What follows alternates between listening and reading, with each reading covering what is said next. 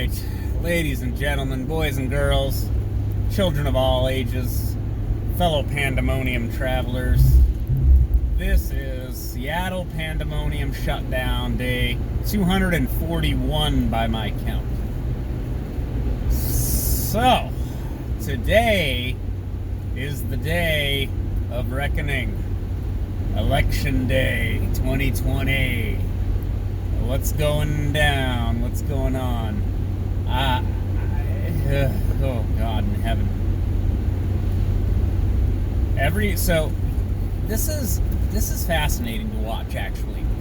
Is everyone torturing themselves psychologically? And I guess what's the term? Physiologically and psychologically, with election results today. Like, oh, Florida's ahead. Oh, that means it's the end. And then an hour later, oh no, Florida's flipped again. And oh no, that means that's over. We don't have to worry about that anymore. Like, are you really gonna do that to yourselves? I mean, there's something to be said for being a election legitimacy watchdog or something like that. But that's not what the news outlets and stuff are doing. They're just breathlessly reporting every new shift in vote count.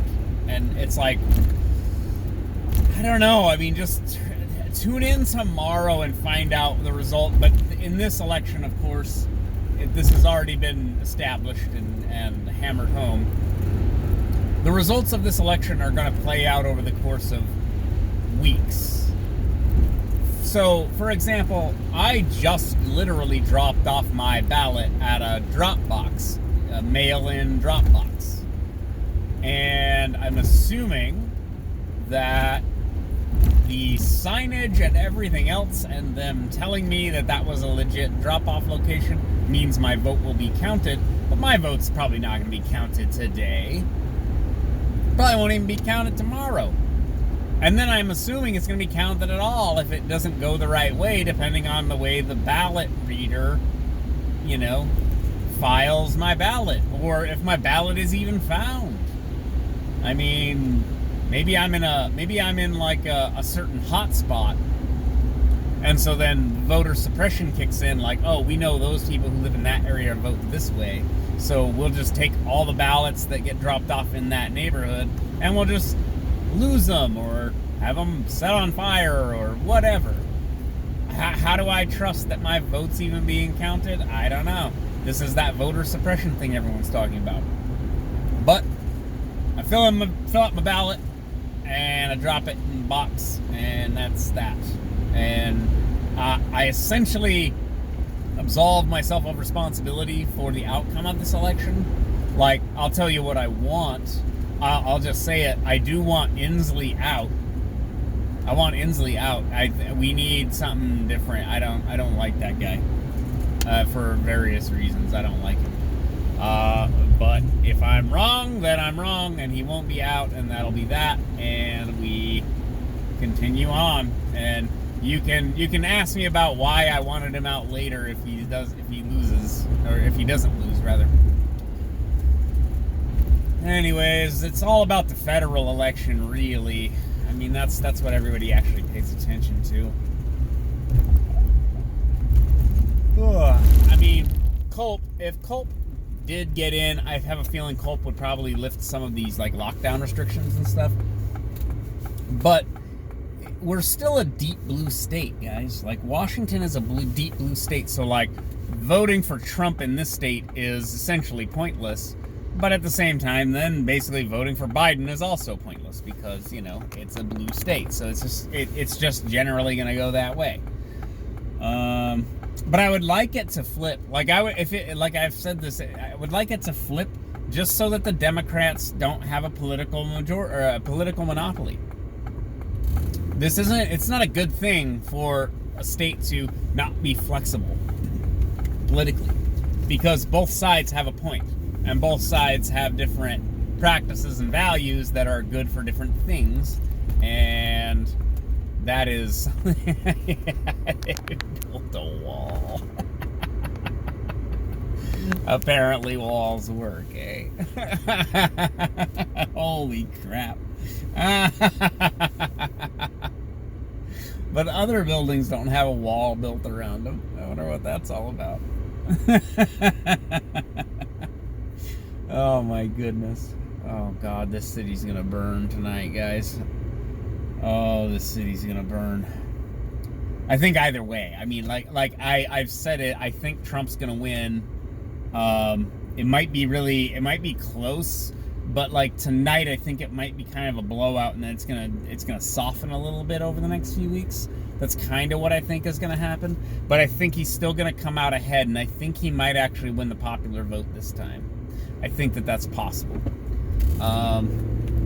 But either way, cities like Seattle and Portland, they're just gonna burn regardless. Like, people are gonna take to the streets and be they're either jubilant that Biden wins, but then that jubilance covers for rioting, essentially. Or Trump is gonna win, and then people are gonna take to the streets in anger, and then they will riot and then commit looting and property damage and all kinds of things. And I think that's gonna happen either way. And I don't know. Everybody's got a take. That's my take. I know I'm an asshole, but like, guys, I went downtown last night. I know it was a Monday and it was like 11 o'clock at night, but I took some pictures at like 3rd and Pike, or 2nd and Pike actually, and the desolation, man.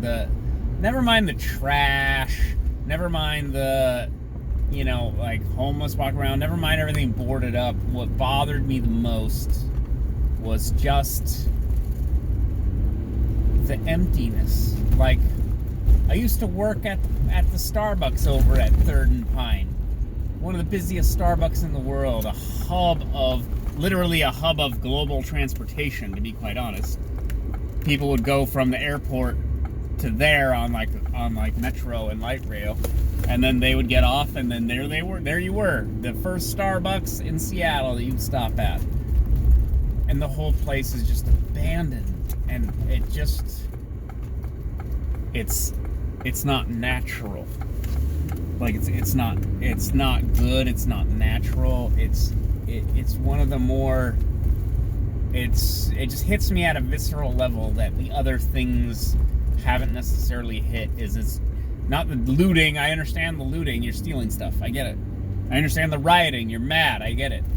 It's the emptiness of the city. Like, where did everybody go? Where is anybody gonna come back? Like, are we just gonna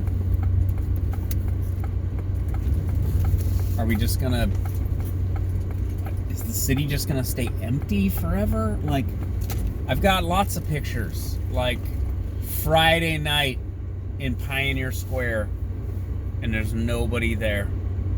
Not a soul. And it's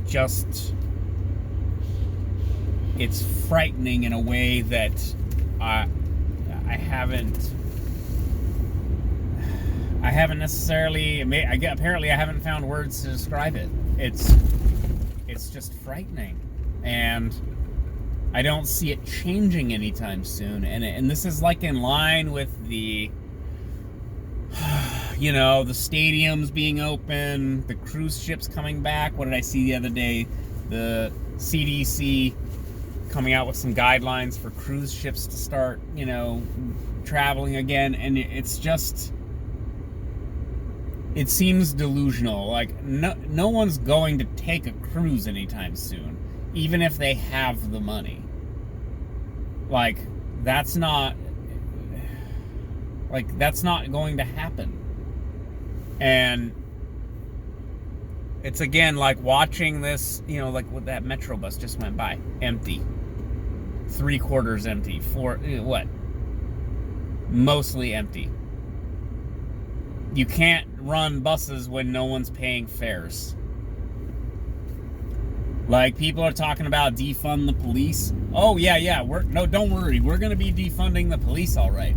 We're going to be defunding the police, Seattle Fire, Metro, infrastructure, your schools, your after-school programs, all your social welfare programs. Oh, yeah, we're going to be defunding a whole bunch of shit.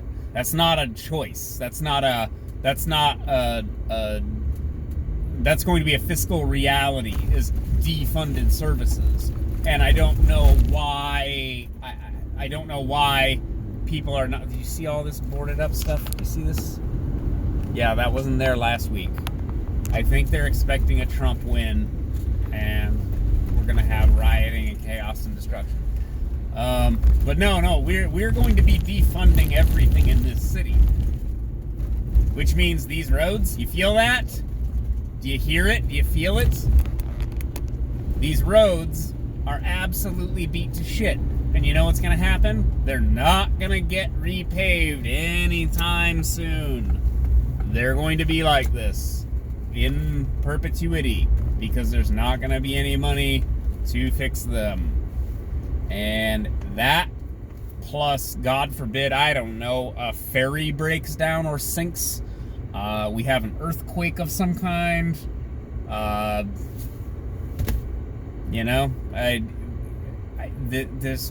feel like we are in dire straits, and we want money for nothing and our checks for free. And we haven't yet hit the fiscal cliff, but we will. And then when we do, people are going to be outraged, and then they're finally going to get the reality check that they needed from the jump, from me saying this like 5 months ago. I feel like everyone's pretending like we're just going to pick up the pieces and move on, and it's like, no, not without tremendous sacrifice. And I don't think anyone has even begun to have the thought of how to actually handle that. And that's actually frightening.